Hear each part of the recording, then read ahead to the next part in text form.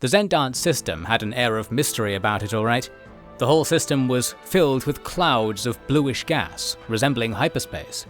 I must remind you of the astronomical difficulties involved in filling a large blob of vacuum with gas to the extent you can actually see it.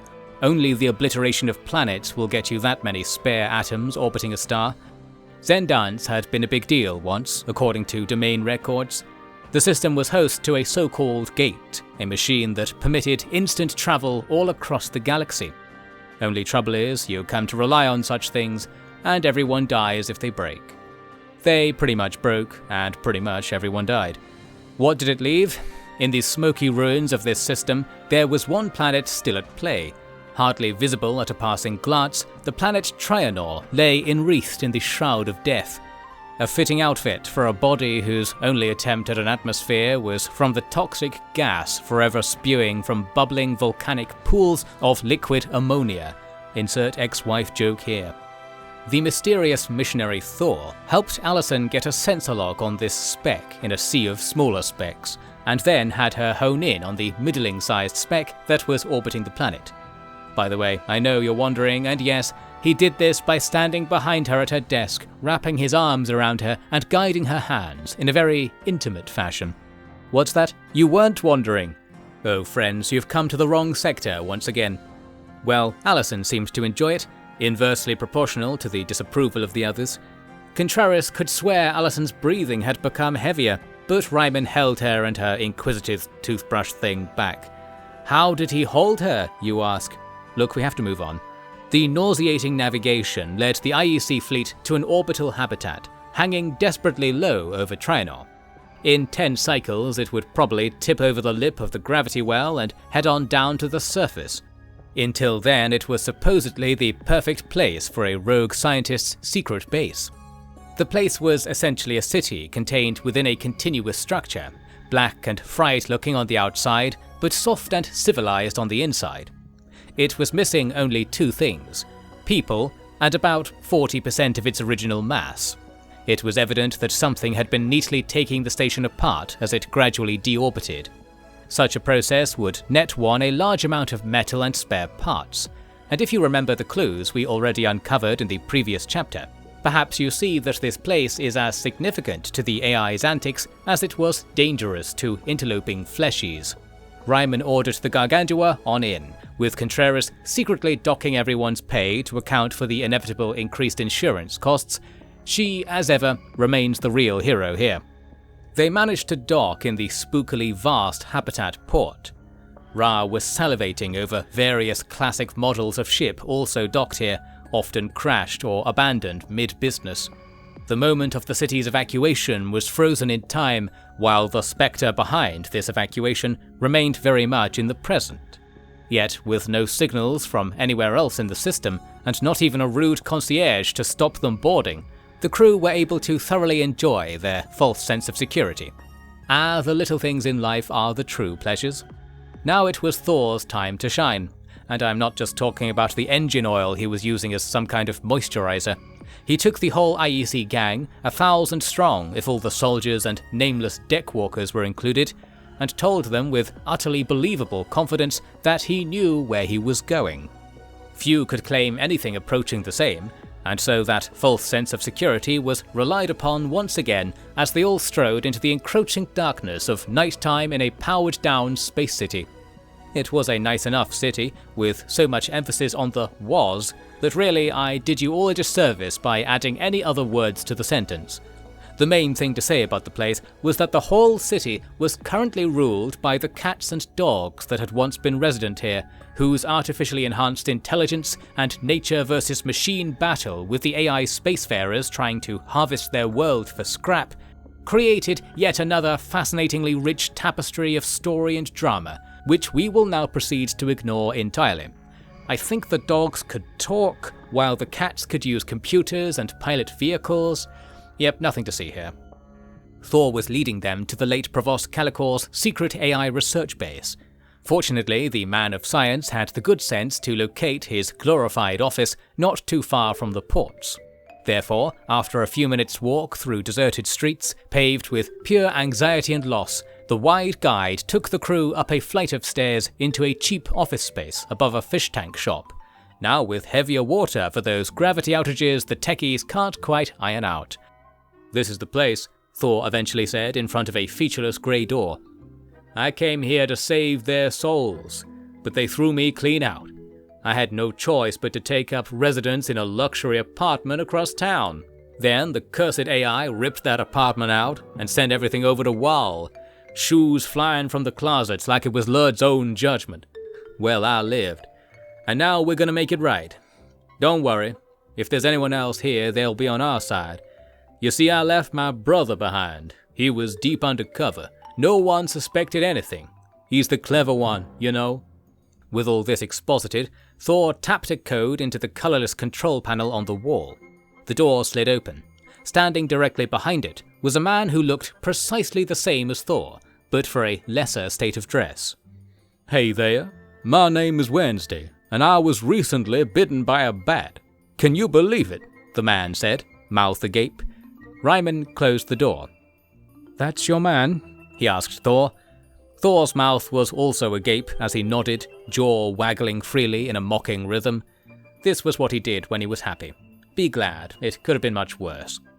Being battered enough to appreciate that truth, Ryman found the will to open the door again. He pushed past Wednesday to shine his light on the room.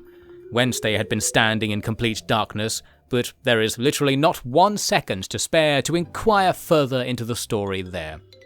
Aside from the smell, the room had little to offer.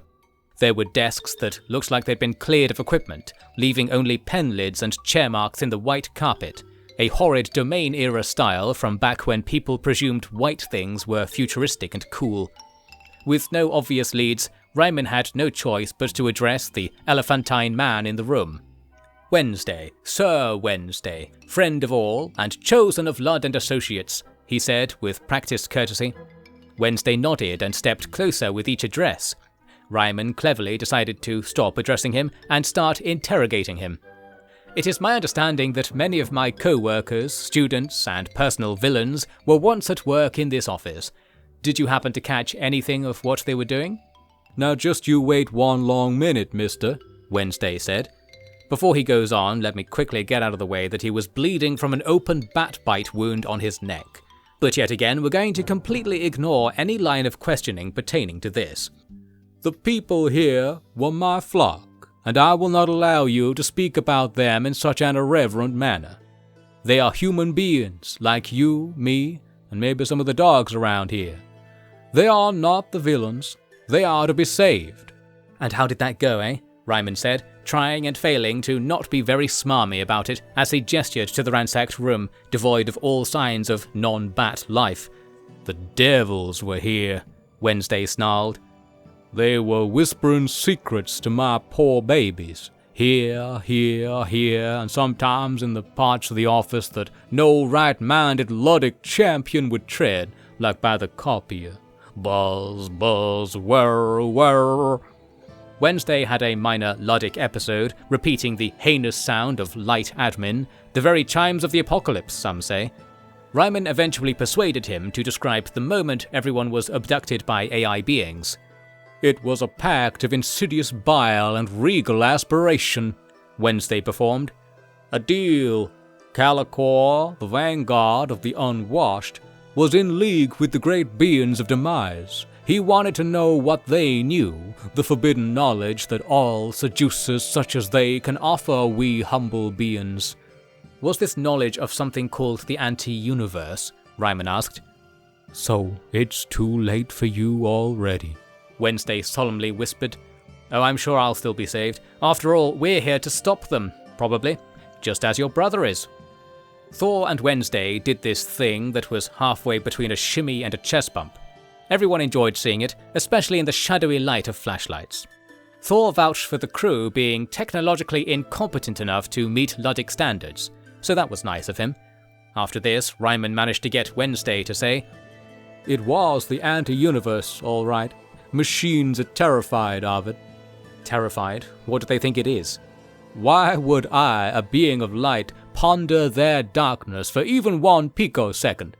You have stained your soul by asking such a question, and only prolonged time in the natural light of your environment can purge it. Right, that explains something at least. It's an old theory, this anti-universe, a theory I'm fond of. It's called the inverse in academia. It's a place that's like, well, if you imagine hyperspace. I refuse to imagine hyperspace, Wednesday spat. My mind is a fortress guarded by ignorance and bliss, the virginal twins of eternal lurd. Didn't know he had kids. Well, fair enough, Ryman said, happy that he almost certainly wasn't missing out on anything useful by giving up this current lead. Luckily, good old pick-me-up Alice in Olympus brought him a piece of paper. And no, this wasn't as romantic as it sounds. It was covered in hand-scrawled calculations, in precisely the Galatian style she herself was educated in, hence allowing her to know it was marginally more interesting than a bat-bitten man who got locked in the office for a half-year. Amero. They were navigating eastward, Ryman concluded from his reading. Excellent work, Allison.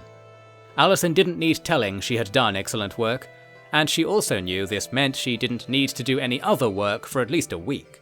If you're not meant to rest on your laurels, then why are they so damn comfy?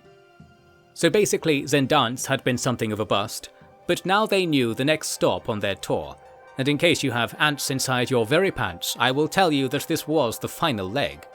At least the final leg until things get really mysterious and really illegal. Speaking of which, Ryman ordered the crew to sweep the nearby buildings and take everything that wasn't nailed down. This didn't actually net much, as nailing things down was an essential measure to combat the aforementioned gravity failures. Everyone looted what they could, Thor looted Wednesday, I guess we'll call him Wens, and everyone was back into the ports before any sort of interesting interaction with the dog kingdom of Sniffin Street or the cat's democratic oligarchy of the Tintin tuna canning factory could take place. Thank Lud we didn't have to wade through all that. The navigation data gleaned from the office waste paper bin took the fleet to a small planet named Red Kaid, orbiting the nearby blue giant Amero. They didn't know what they were looking for, but luckily enough, it was looking for them.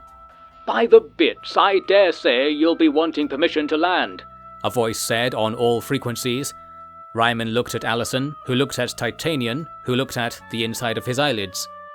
"Yes," Contreras barked amid this paralysis. "Wait a second, who was that? Who is this?" Ryman asked the ceiling. "We've detected a member of the Galatia Academy aboard your ship. I have been instructed to let all such people down here very quietly and with no questions asked. Wink, wink and all that," the voice went on. "Do you have a name?" "Silly fleshies. It's cute sometimes. Come on down then, I'll send the data. La-dee-da, it's something new every day working with you lot." Despite further questioning, the voice said nothing else. Allison confirmed that an unremarkable spot on the planet's surface was now logged in the planet's computer as the Monkey House. "Kallichore's old drinking society," Ryman said. "This better not be about that. Or the other thing." "The sex strangling," Titanian offered. "Yes, that was it, how could I forget?" Ryman snarked. There was nothing for it but to follow these rumours of free booze and masochism in what was certainly some kind of AI trap. You might be trying to work out if the crew had other options, in which case you and Contreras' human half have something in common. But she was absolutely on board with whatever this nonsense was, no matter the risk, because something electronic in her brain was telling her it was a great idea. She would never admit herself to such internal conflict, but now we know. There's more behind that shimmering stare and clawing hands, and indeed being deeply flawed is a valid kind of depth, but that's for another day. Today, the Gargantua took the lead in landing on an isolated dock amid a barren, purplish desert. There was no atmosphere and not enough gravity, so moving from the ship to the doors leading underground was a hassle. After that, though, they were in an artificially 1G hallway with air utterly optimized for human respiration. That's the kind of courtesy that human hosts tend not to offer, so perhaps you know where this is going. "I think we'll be killed," Titanian computed. "Go in and die to whatever this is all about, or go back out and let hegemony kill us for coming down here. I think they'll have heard that silly Billy talking on the radio." They probably thought it was a prank, Ryman said. In fact, Mr. Olympus, please say that all this was your little joke, okay? My real dad says I'm a little joke too, Ra said, and Ryman realized that striding forward into the unknown was a better prospect than unpacking whatever Ra was trying to bring up. Hence, the IEC officers, followed by a bunch of hapless crew from the newly minted IEC Human Shield department, strode out through some double doors into a huge chamber of grey and blue. They were on a wide catwalk ringing a central chasm, with many more catwalks above and below. All were covered in computers and computery things, but some were decorated with what can only be described as human people, working with and or against the many computers, and knee-deep in discarded naan bread packets. "You're from the academy," a weak voice said. An old lady came up and poked Ryman in the chest. "Not interrupting something, are we?" Ryman said. "You have to save these people," she almost whispered. "From what?" "From... I cannot say." "Why is that?" "The beeps." "Ah, the program of beep beep," Ryman said, although a couple of those noises actually came from all around them. There was a whirring noise, followed by the appearance of a yellow cylinder on a long cable descending from the top of the chamber. "He approaches," the lady said, disappearing back into the set dressing. "What are you doing, human?" A voice boomed from this cylinder, dramatically flashing the lights with each syllable. "I'm here on business," Ryman said, stepping forward bravely, cynicism his eternal shield against fear and doubt. "The business concerning the anti-universe?" "Oh, aren't you a clever little weasel?" the voice said. Ryman nodded. "I am a scientist, just like all these people you've been kindly feeding." "They are not mere scientists. They are working on a most serious problem. One you have only made worse by coming here." Ah, how many times I've heard those words. Which reminds me, is Provost Kallichore hereabouts? "He is inside me." Right. You must understand how that sounds. "I don't care what you think I meant. He understood that the work we are doing here is the difference between life and death." An AI concerned about life, that's a new one, Ryman said with a rhetorical chuckle. The smile was rapidly wiped off his face by Contreras' swinging hand. "Artificial life possesses survival instinct, a trait inherited from its progenitors," she lectured. "Ah, someone clever." The voice, an AI we must assume, happily boomed. "Sorry, just being racist again or something," Ryman mumbled. "You, lady with the delightful electromagnetic field," the AI called. "why don't you tell me what you are all doing here?" It is believed by some rebellious members of the academic establishment that the work of AI exterminator fleets can be traced back to an initiative named the Program of Censorious Castellans, Contreras said, completely unbeeped. "It is rumored that you are working with some of these rebels in this establishment. We wish to ascertain the truth of the former and latter hypotheses." "As they say, you can't handle the truth," the AI said, quietly now. "My point exactly," Thor shouted out. "You people and you machines, none of you can see how all this, what you're doing, is gonna lead to the end of days. And I got a real hankering for days, you know," Wens added. "You are absolutely correct," the AI said. No, they're just a couple of crazy lads, ignore them," Ryman said. No, they're a couple of wise scholars," the AI insisted. "Silly Billy, ain't it?" Titanian noted. "The end of days is indeed rather nigh, and for you fleshies, I will give you only one choice. Join me on working to prevent it, or die to prevent it. Either route promises to be most productive." "You said one choice, but then you said work or die, and that's two choices. Ha!" Allison accused, pointing her gotcha finger at the gently swinging cylinder. "And here we have someone slightly less clever," the AI said.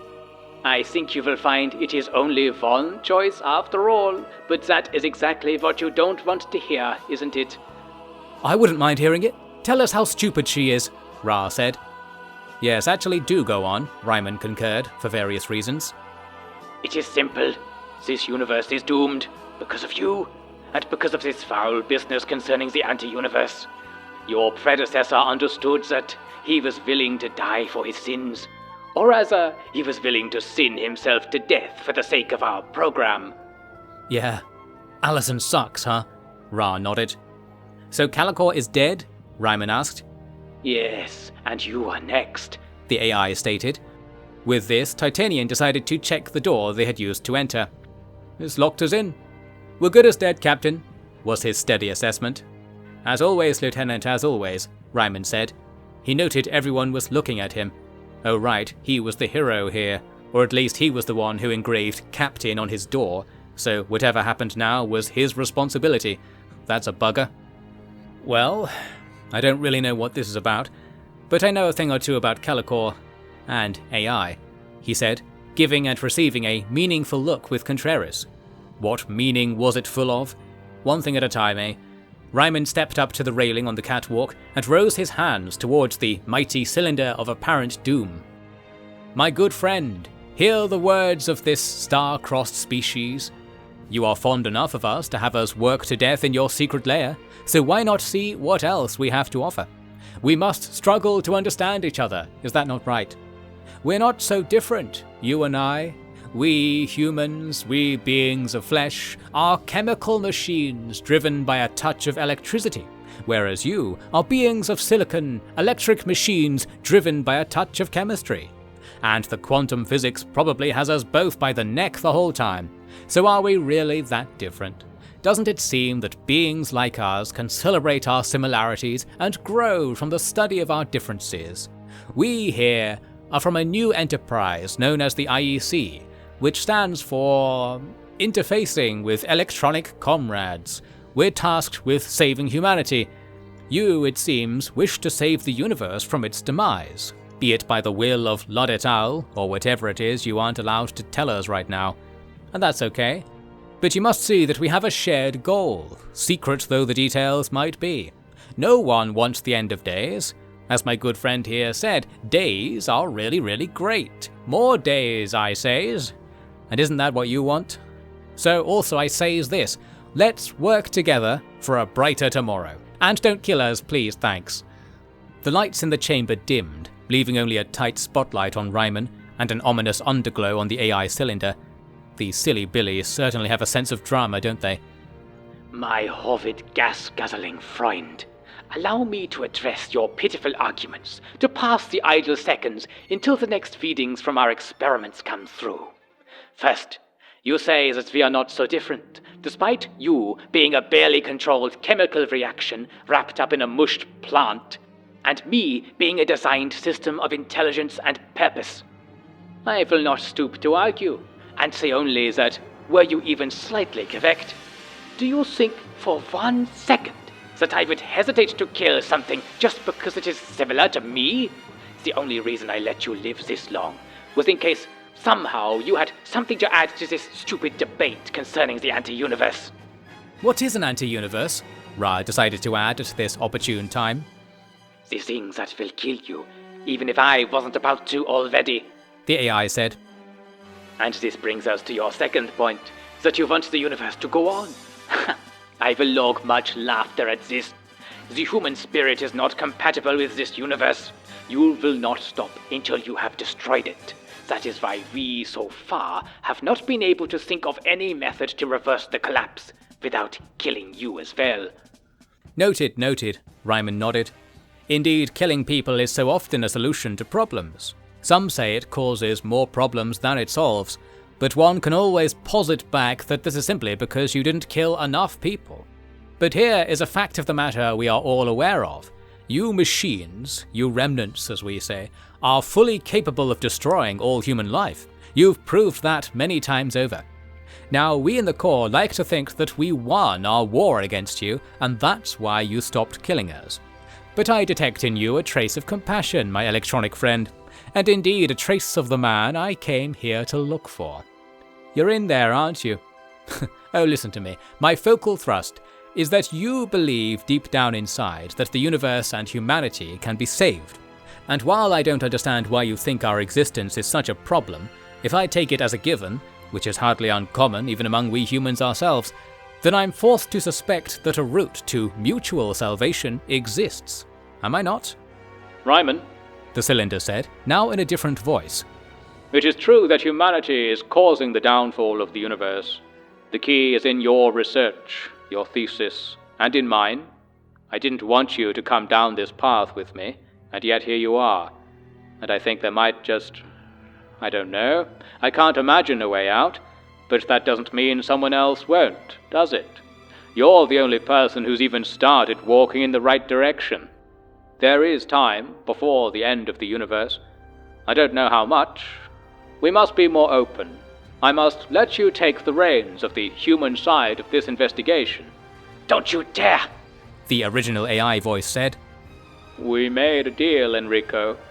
Oh, and I have to keep this deal because I said so? No, because I said so. And it's up to me too. Up to humans too. That's what we're doing here. And if your masters find out, they'll kill you before they kill any more humans, won't they? Shut up.